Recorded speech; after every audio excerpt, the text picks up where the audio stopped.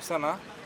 నమస్తే అన్న. సో కొడాలి నాని గారికి హార్ట్ అటాక్ అయితే అది నిజంగా వచ్చింది కాదు, పవన్ కళ్యాణ్ గారితో వచ్చిన భయం అని చెప్తున్నారు.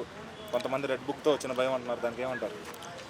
అదే అన్న, అరెస్ట్ చేస్తారని దాని మీద పెట్టుకొని అరెస్ట్ చేస్తారని ఆ భయంతో అంటే నాటకం నాటకం ఆడుతున్నాడు అనమాట. హార్ట్ అటాక్ రాలేదు, ఏం లేదు, ఆ భయంతో అలా వచ్చిందని అలా నాటకం ఆడి హాస్పిటల్కి పోయి ఉంటాడు. అంటే వైసీపీ ఆయన తోటి నాయకులందరూ కూడా టెన్షన్ పడిపోతున్నారు. హాస్పిటల్ కింద తిరుగుతా పేరు నాని గారు వీళ్ళంతా కూడా. అదే వాళ్ళు ఇంకా పెద్ద ఆర్టిస్టులు అనమాట.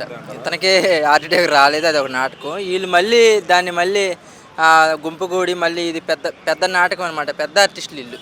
అంటే కొంతమంది ఏమంటున్నారంటే పోసాని గారు కాల్ చేసి ఉంటారు, ఇలా జరిగింది చెక్ చేశారని చెప్పి. సో అదే భయంతో ఇప్పుడు ఈ సెటప్ పెట్టుకుంటే మనం ఎవరో టచ్ చేయాలనుకుంటున్నాడా లేకపోతే?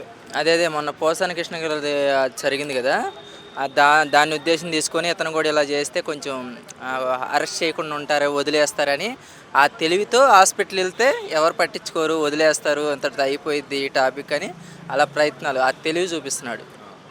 అంటే మళ్ళీ రెడ్ బుక్లో కూడా మన వంశీ గారి పేరు ఉంది పుస్తకంలో, ఎక్కడ అద్దంలో కనపడింది. సో తర్వాత పేజీలో కూడా ఈయన పేరు ఉందని చెప్పి అదొక భయం అంటున్నారు.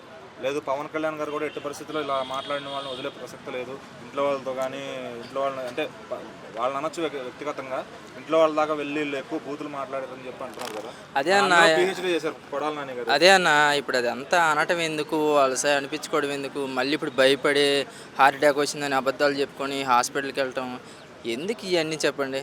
నార్మల్గా ఎక్కడ ఎలా ఉండాలో నేర్చుకొని పద్ధతిగా ఎక్కడ ఎలా మెలగాలి అది అలా ఉంటే సరిపోద్ది కదా. ఏం సాధిస్తావు నువ్వు ఇప్పుడు?